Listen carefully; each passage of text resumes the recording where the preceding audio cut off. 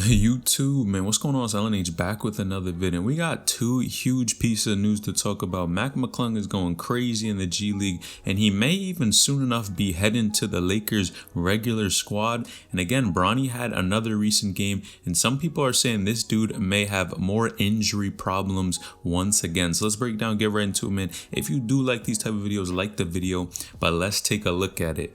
Now, of course, we've been covering Mac for a minute now, and honestly, he's been playing and exceeding a lot of people's expectations in the G League. Now, a lot of people thought his game was not going to be able to transition and him really being able to make an impact overall, but I think things could be farther from the truth. We know what he did in high school, how good he was when he went to college, the entire situation. But man, Mac in his last two games had 26 points and 5 rebounds and 25 points and 7 assists. 7 assists is super solid. I think a lot of people are looking at this and not realizing that this dude is performing and outperforming a lot of other hoopers in the G League. Now, I think one of the biggest things that's contributing to his success here, of course, is just him being able to distribute the ball and help out his teammates, but also know how to balance that with his scoring ability. And personally, I think with numbers like this, he could be on the Lakers regular squad pretty soon, because if you're outperforming all of those other hoopers, maybe even the point guards in that point guard position, if you're playing better than them, scoring more, getting more assists, there's a good chance that if you're needed and if there's an opportunity for you to get a call up and play with the regular Lakers squad, it could be there. But honestly, I think their team is so stacked.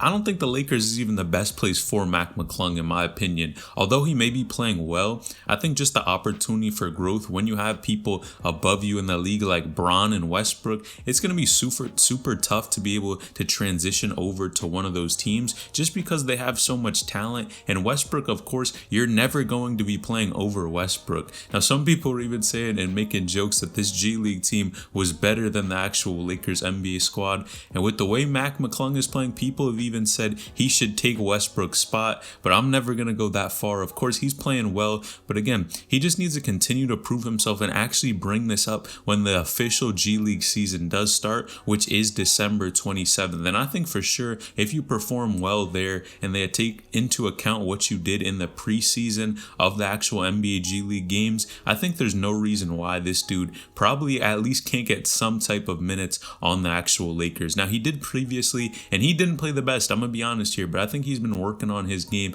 especially the jump shooting and just his overall rhythm on the court. He's clearly athletic enough, and height doesn't seem like it's a big factor at all. A lot of people thought that would maybe even be a problem for him moving forward, but it looks like he's holding his own in the G League. Now, anyone who's followed Mac for a while now knew his biggest issue was not his offensive game overall, but just him being able to pass the ball and make that transition from college to the NBA, being at around maybe 6'1", and I would say 6'2" at max. And I'm surprised that he's just able to go out here. And of course, in the G League, you have guys who have played in the NBA before, and he's really dominating at this point. If he's dropping back-to-back games, scoring 25, 26, you can't tell me this dude is not exceeding expectations for what people thought he would do. Now, I've even seen comments that people say that he should actually have stayed in college another year because, of course, he's just on the G League now, and even in college, you can still make money off of your name.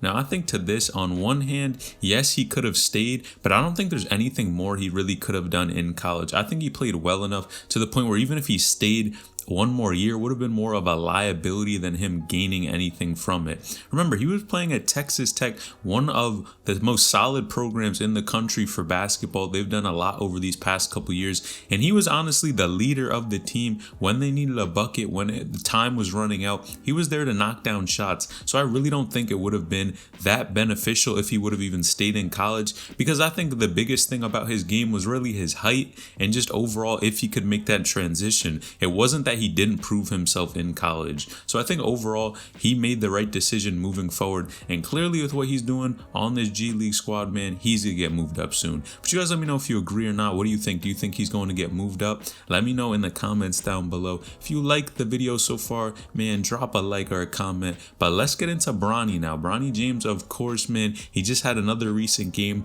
but he was on minute restriction. A lot of people were wondering why Bronny actually wasn't playing that or getting that that many minutes in this most recent game. And it's important to understand if he's on minute restriction, there is a possibility that he may be potentially injured or have some type of tweak to his injury once again. Now, what's wild is he actually scored and how much he played in this game. Now, he actually only played 10 minutes during the game, but actually had 13 points.